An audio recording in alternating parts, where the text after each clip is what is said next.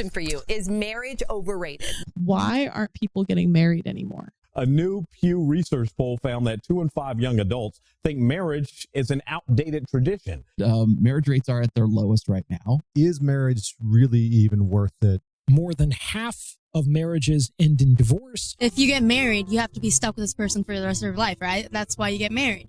So that's why it's declining.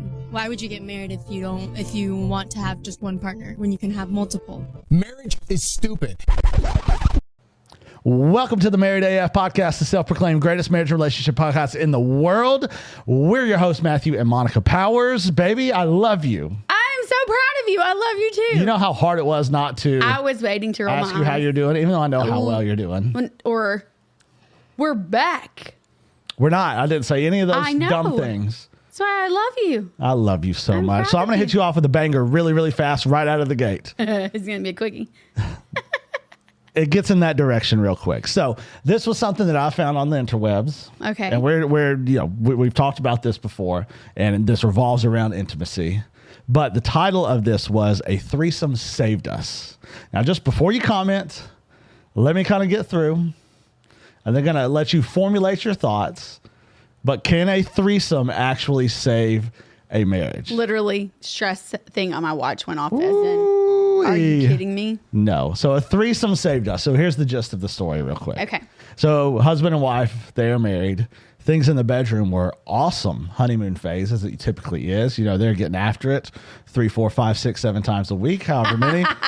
But the sex life is good. And as we typically hear, after time, it dwindles down. It's not great. It doesn't happen as often. Men get frustrated. Women get frustrated. And there's this tension. So as this man says, and there's a huge key to this story that I'll tell you now, said this happened right after we left the church that we were in. Imagine that. Shocker, right? So he had always had this feeling that his wife was into other women, and they had talked about it before. And so there was this woman in which wife worked with that they both found very attractive. Oh. And one night, one thing led to another. I'm sure it did. And his wife was actually passed out. But he woke his wife up because he knew how much she would be into this to have a threesome. And he does. And he says they have this threesome, and it's amazing and incredible. And they've kept in touch since, and they have done it a few times since. But he said where the bedroom was dead and they weren't having sex at all, and the intimacy was lacking severely to make them question their marriage, he said the threesome reignited everything, where they're more passionate about each other. They're having sex multiple times a week. The sex is really great. And he said a threesome has saved our marriage. Now, I'm going to give you my thoughts on it first before you dive into your thoughts on it. Okay. Because here is my thought. This is going to be a rare case where perhaps a threesome saved their marriage, and I say that in quotation marks. It reignited the bedroom, which we want to see. You know, we want people having sex. It's good for you. It makes you happy. It's great. Yeah. And this seemed to do that. And I think that's awesome. And if this is what saved that part, bravo in a sense. However, the threesome may have saved this marriage for this short little amount of time, but it's only a matter of time before this unravels into something bad. So yes, can a threesome save you? It's like putting a Band-Aid on a bullet hole. It can save very quickly. Everything's reunited. They're passionate.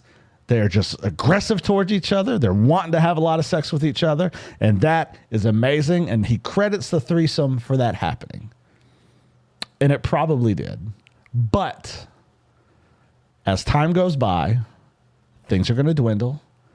They're going to continue to seek after this girl, another guy, who knows what.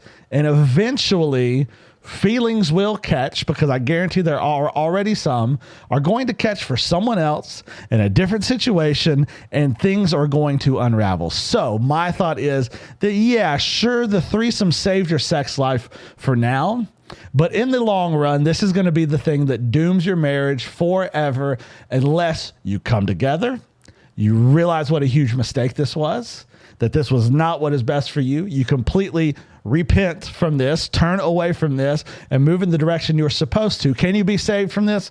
Absolutely. Can this just be something of the past that no longer affects your future? Absolutely. But you both together have to completely turn away from that altogether. But I believe if this continues, this will be the one thing that completely destroys their relationship forever. So, can a threesome save you? Temporarily, maybe, in a rare circumstance. Long term, absolutely not. So, I kind of digested all of that. I know you've got thoughts. I can see your beautiful face telling me, like, I have a lot of things to think about this, a lot of things to say about this. So before you attack and destroy, I really want to kind of hear your thought process and what you believe about this situation. Number one issue, they left the church. That's the number one. We've seen this time and time and time again. I also think a non-believer listening would be like, well, their sex life was boring because they're in church. Wrong. Buddy, you got no, for the person who is thinking that, and there are definitely people who are listening who are thinking, well, of course, if you're in church and you believe in Jesus and all of that stuff, yeah, your sex life is going to be awful. Oh, brother, I got something to tell you. If anything, it's only exponentially better. Because we're working towards the same thing. Yes.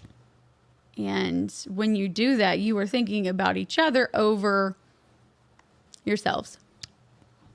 But let's get out of a biblical mindset. Absolutely. And I tried to kind of come at that with this mindset too. So outside of a biblical mindset, outside of church mindset, let me have it. If the sex life died, it takes two. I feel like if you are in a relationship and you both aren't seeking each other, then you are seeking something else. Everyone has needs. Obviously, this guy was promoting the threesome. Did he might want it? Maybe not.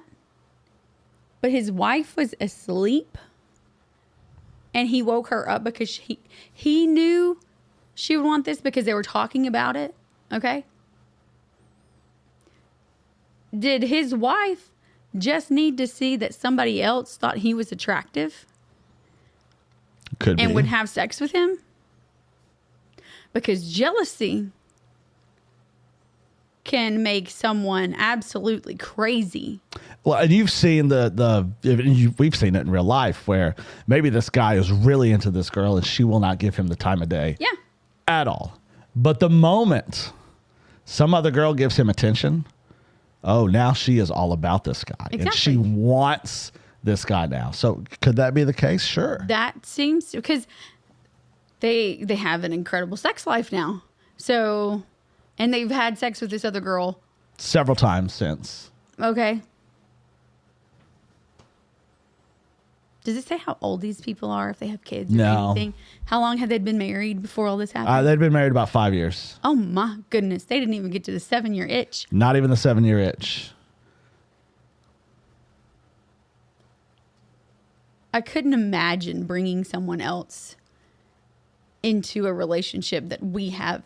Absolutely not. Especially now. Oh, no. Kids or no kids. No. No way in hell am I ever going to share you.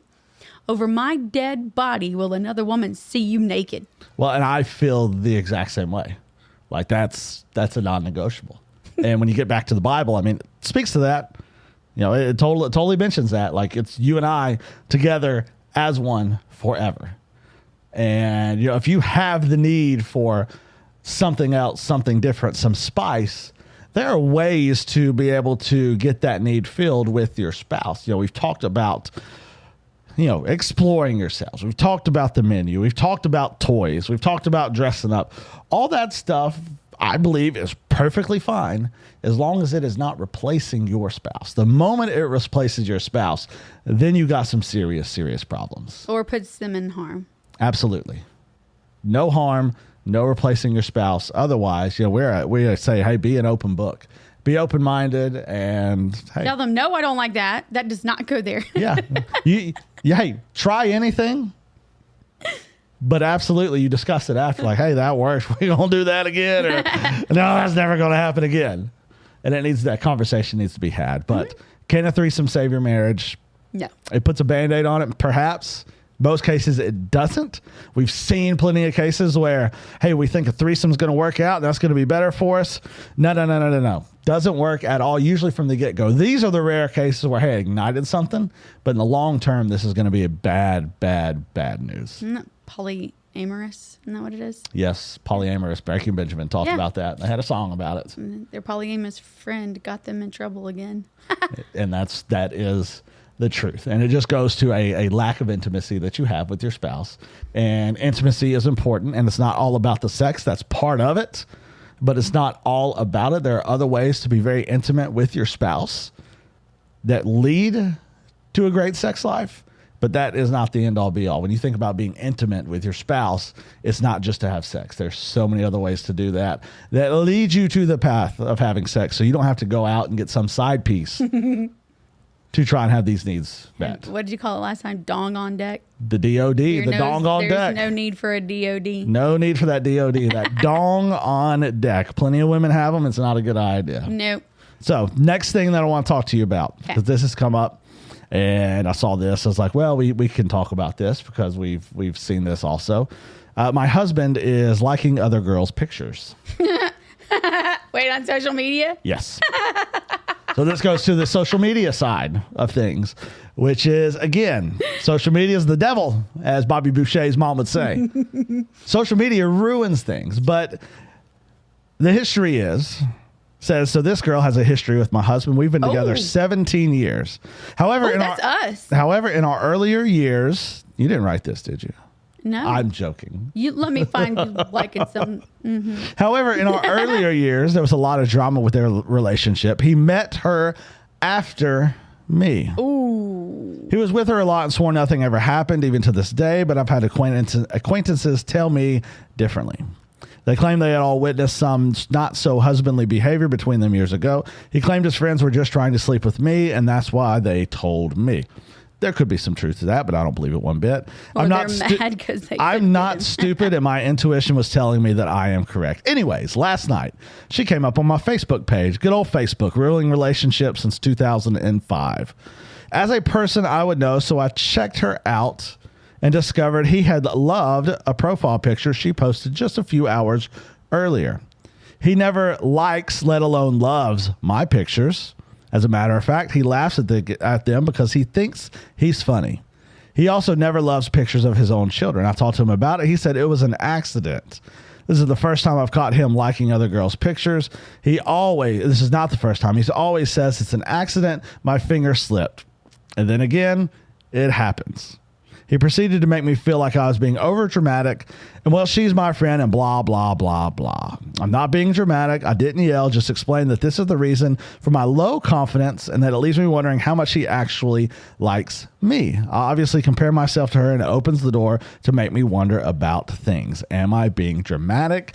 Absolutely not. But another case of what's happening on social media ruining a relationship. I agree.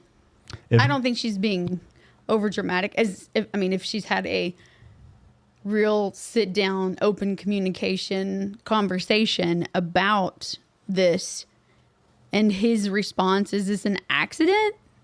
And my finger slipped. Guess what? You can slip that finger back over there and unlike it. That you can do. So there's definitely, who knows what's going on? But there's definitely a yearning from this guy to, I want her to notice me more. And I'm going to do that by liking her pictures on social media. I have an issue with other men liking, I guess, if it's just a family photo, absolutely. I agree. I think the context of the photo matters. Mm-hmm. But I tend to lean where you're going. If it's a just like the profile picture. It's a new profile picture and it's just them and they're kind of Little flirty. yes. Little. I have a lot of friends that I question the selfies that they post of themselves. There's way too much leg sometimes. There's way too much cleavage. There's way too much of something to make somebody else wonder.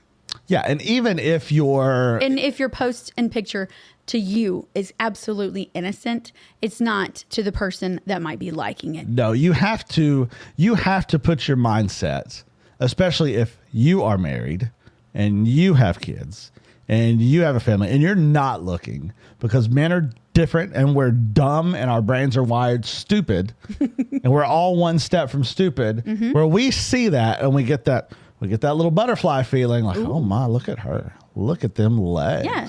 Look But at that booty. Look at them boobs. And mine starts to wonder. So as a female, especially posting selfies, you kind of have to be mindful of that whenever you're posting really anything, because men will take that out of control really quickly. And even in the case like this, if that gets back to the other spouse, man, just creates tension, unneeded tension in the relationship, which realistically there's a deeper rooted issue there as to why that tension is there. But still. And he liked her picture just hours after she had posted this Correct. picture. I mean, yes, I think that might be a red flag. But I also have an issue with other men that tend to like pictures that are not of their children. Say if their children have social media, it bothers me to no end that a grown man will like another minor under the age of 18, their profiles or whatever they posted. Yeah. And again, that's a step away from pedophile. There is, of course, there's context to all of it. But I would always err on the side of caution. Like if there could be any inkling at all that, this may not look good to somebody, not going to happen. Not going to do it. Let's make sure we don't look towards that. Well, that's one of the reasons why I'm very cautious to what I actually put on social media, period. I mean, some people go to the extent of putting stickers or some kind of weird face over their child's face. I understand all of that. That's a reason why I will never put Elke's, like the pageant style pictures of her. If we're with her. Different story. Yes. Like her first pageant was in kindergarten. It was very innocent. It wasn't all gaudy or anything. But she won that one. And we were just, wait, what did we just Could not believe it. Shocked. And still shocked every time she wins something or places. And I've rarely put anything out there on any of that, especially as she's gotten older.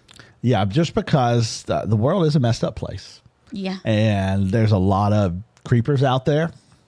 And you want to And those are typically the ones you know and don't know about it. Yeah, and of course, you want to celebrate yourself and your children and your family. And we do that together. I don't have to put that on social media. All the time. That's just me, but... Well, like my social media, and it's definitely nothing to brag about because it's pretty boring. But my pictures are all of stuff or us as the kids. Mm-hmm. My profile picture has always been and will always be a picture of you and I. It's never going to be different than that whatsoever. Yep. Because, we're a team, me and my lady. And that's the way it's going to be. But this was just another instance, and we've seen this happen in real life, where social media, what happens on social media, it's magnifying everything into such a negative context and drastically affects the marriage and the relationship. We learned that pre-marriage with MySpace. Oh, MySpace, that top 8, baby. I better be in your top 8. But there are times where maybe we weren't in each other's Oh top God, 8. I didn't want you near it. And we should have been in each other's top 8. And boy, yeah, we learned this in the that on purpose MySpace days. Like, Oh, I'm going to take him out of my top 8. I'm going to show him. All these other guys show him. Yeah, it happens. It's not a good thing. If you care about your relationship at all, it's something to stay away from. Yep. All right, so this one definitely relates to us. How do your kids respond to your kissing and affection around the house? For married couples with kids, how do your kids respond when they see you and your spouse kissing or hugging or any other affection around the house or in other places in your everyday lives? Our kids are older. Youngest kid we have 3 is in middle school. So their average responses tend to be attempts at humor or sarcasm. A few examples are they walk up and jokingly try to separate us. I can hear you guys kissing. It's gross from around the corner. Do you have to do that? Okay, seriously, enough already. They try to worm their way between us on the couch. It's all very funny to us and was just wondering what other couples' experiences are. We've been married 23 years and we're both 45. Aw. I saw us with this. Yeah. Because we're very affectionate with each other. Mm-hmm. We're not going to hold back, touching each other, kissing each other. We get each other first when we get home. Absolutely. And what I think that does is it is setting our kids up to know that spouse is first, kids are after. Like, I will bypass the kids to come to you first. Now, that can seem mean. And I'm sure there are people who will hear that and be like, what a jerk. You mean you're going to push your kid to the side and go past them to get to your wife first? Every single chance that I get, because it shows my wife is first. She comes before you kids do. Because my hope is that when they get married one day, they will have that same type of relationship. But I saw this because our kids are completely different. Opposites. Elkie can't stand to see us She will kiss. cover her eyes. Even anyone. She does not like It does not matter what it is. Every single movie or TV show that we watch and someone's about to kiss, She hates it. she covers her eyes. She's like, is it done? But Cash, on the other hand, and not so much anymore. Cash just neither here nor there. He doesn't care if it's going on or not. He's just going to continue about his way. But when he was younger, like, he'd shove our heads together like you guys should kiss. But I think it's important And for he you. would giggle. He would. And Elkie's the complete opposite. Like, Yes. no, She's like, get away. no. But I think it's incredibly important for you to be affectionate around your kids, wherever you are, whether it's home. Now, obviously, you don't want to fill each other up out in public or in front of your children. Do that when their heads are turned, give you a little feel or something like that. Absolutely, because you need to be playful and flirty and have fun as a husband and a wife. But you need to kiss and hug. And I've said it many times, if you're not slapping each other's butts, you got some things to work on. You got to give them a little good game. I mean, I was cooking earlier today, and you just walked by and wham! What expects? Like, oh, okay, then there we go. But you have to do this. I think it's important that you do this, and I'm so thankful that we can do this. And our kids, it's normalized around our children. I don't think enough couples do this, but we need to be super. Well, mostly because they don't want to kiss their spouse. Well, there's part of that too, and I'm not talking just about a little measly peck on the lips and move on. No. Kiss your spouse. Now, I'm not saying you make out with them and throw them on the counter with the kids around. Wait till they go to bed and do that. But not with the kids around, but you need to be affectionate with one another. Romantic kisses are okay when they can see that. That's fine. Yes. Not just the tongue shoved down each other's throats. No, that might be weird because then they're going to go to school and think, well, mom, dad do that and they like each other. I'm going to go do that to the person I like. Yeah. Now, there's a time and a place for that, but definitely not all the time. But this should be more normalized than I think that it is. And I thought it was funny. But I also think it makes our kids okay to give hugs and kisses to us. Yes. We are not the kissing on the lips kind of people with our children. No. My lips are reserved for you. Yes. And we are cheek kissing people. Yes. I mean, Elkie even has her own Elkie kiss. Yes, she does. Quotation. Yeah, and I'll kiss them on the head, and that's about as far as it goes. But just they can show affection and love, and I think it's healthy for us to be able to do that. And I hope that other people who see this and listen to this are experiencing the same thing, can do the same thing. I would love to know, how do your kids react to this? Or do you shy away from it because your kids are there? And if not, let's normalize a little bit of this behavior because they need to see the love that their mom and dad have for each other and how close they are, and to let them know that, hey, when you get married one day, your spouse is number one. And They it's going to know make that things. they are number 3 in our lives. They do. They do. Jesus, spouse, kids, everyone comes after that. And my hope is we are their number 2. Yeah, I hope so. I hope so. I'm pretty sure. I think so most of the time. All right, last one before we wrap up here. All right. Question for you, baby. And maybe I'll answer before you Boy.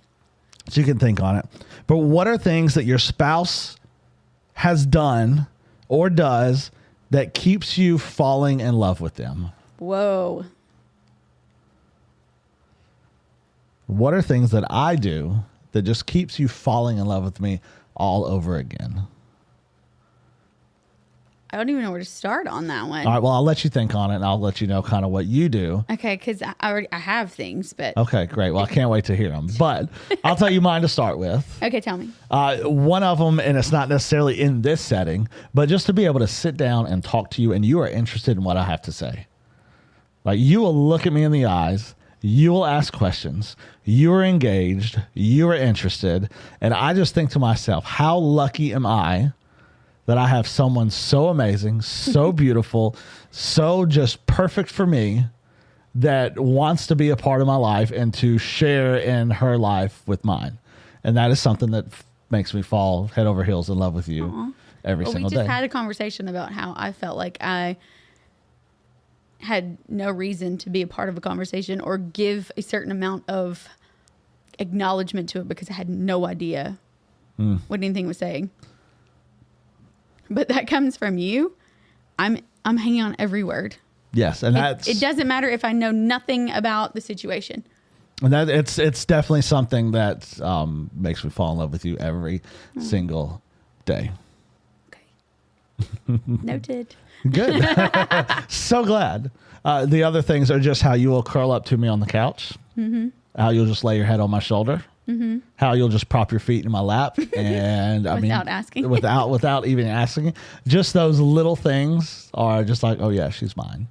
This is amazing. This is I don't want to be anywhere else. And then there's some other things that are not necessarily PG rated, but we'll leave it at that. Baby, I don't know that this is a PG. It's probably PG now, though. I mean, you look at Netflix now, PG. Yeah, PG. We'll say PG-13. We did say dong. Yes, this is not X-rated. Maybe a little R. We'll save that for ourselves. But I mean, just the way you look in certain outfits, the way you look when you're getting ready for bed, those little things You are. do stare at me a lot when I'm getting ready for bed. I do. I think you just like my nightie. I love what you wear. To bed. So that's for me. How about you? The way you completely manhandle things that I think I can do, and I can do them well, but I don't have enough time in a day to do all the things that I'm supposed to, and I get home and I see everything has already been done and probably done better than I would have been able to do it without telling you, hey, can you do this? You got to do this. You got to do this. Not having to delegate. It blows my mind. Well, there are times like when I'm around, when we're together, I want you to be able to just kind of shut it down for a little bit. And when you get home, to just be able to shut it down and not have to think and do and worry, and just know that, hey, I can sit on the couch. I can sit in the kitchen. I can do whatever, and I don't have to turn my brain on high level mode. That's important for me for you to be able to have that. Mm-hmm. Being able to snuggle up together and watch trailers of things that we think we might want to watch. Jeez, we did that last night. We watched 2 shows. It was like, well, crap, there's nothing on. We watched trailers for an hour and a half, and it's like, just doing nothing. Kind of tired. You want to go to bed? Yeah, I guess we'll go to bed. But doing that, I mean, literally doing nothing, sitting next to you, not having to resort to a phone to keep us entertained. Oh, do you see this? Showing each other whatever kind of deals or shopping or checking emails or work. We can sit beside each other and not give 2 rats' butts about what's going on in the world because we're together. Yeah, because our world is right with us. Mm-hmm. That's it. I love the way you look at me. What does that mean?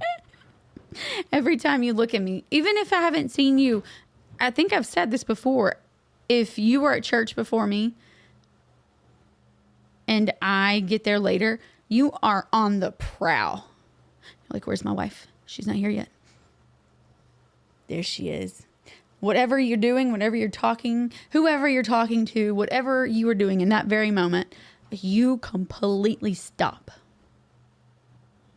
We lock eyes. It's like you are that old school cartoon character with the heart eyes. It's Bugs Bunny. No, Pepe Le Pew. Oh, Pepe Le Pew. I can see that. Your heart is pumping out of your chest and you float. Or like Bugs Bunny when he smells like an apple pie. When he smells the apple pie in the window. Yeah. Yes. Yeah. That, it's just, holy crap. Everything else in the world shuts off. Mm-hmm. There is nothing else. No one can stop the look that we have when we see each other. It's holy crap. How did I get so lucky? There's a lot of other things, but can't say I'm here. Probably not. I mean, you could, but I can, but probably shouldn't. You can tell me later. Those are just a few things. Yes. But my God, you're sexy as hell too. That helps. Well, I'm so glad you think so. The feeling is mutual, baby. Did I tell about the time that this stupid high school kid was trying his hardest to get a teacher to hook up with him, and he is hardcore set on me? Ugh. Oh, at the school currently? Yes. And he's like, Coach Powers. He's hot for teacher. Yeah, it's gross. Yeah. Yes. Is he cute? Said no. He goes, yes. I said he's sexy as hell. He goes, oh. In the class where he says it is a girl who is the sister of one of the boys that we coach baseball of, and she laughs out loud and says, yeah, he's a big dude. You can just hang that up. And I was like, done. She's right. I like this girl. Big fan. It was just all gross, but I was like, no, he's not cute. He's like, yes. And I said, he is sexy as hell. Whoa. I love it. People don't expect answers like that. No. Yeah, he's pretty cute. That's what I'd hear most young girls say about their either husband or their significant other at the time. Well, they're cute. Yeah, he's cute. I'm very happy. Sexy as hell. If you want it, if you are all about this dude, you better own it. Let him know how you feel and show him how you feel. And yes. You will never have to worry about him going on Facebook and liking some other girl's photos because he's going to be too enamored with the pictures of you on his phone and he is going to look at nothing but you. Word of the wise, let your man know how you feel, how he looks. Yes. And show him. Yes. So that's it. You want to go home? You want to come home? You want to come home? Oh, we got to go. God, we love you. We are so thankful for what you're doing.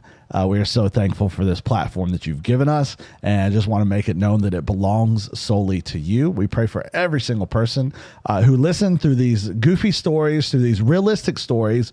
And the prayer is that it just gets to ears that need to hear it, that people can learn from it, they can experience something from it, that they can open up own dialogue and questions and thoughts and discussions with their own spouse just to improve their relationship and work it out the way in which you designed, and then just be able to see how you designed it is so much better than anything we could do on our own, and just let it flourish the way you wanted. God, we are thankful for it. We trust you. We love you. In Jesus' name, amen. Amen. Play ball.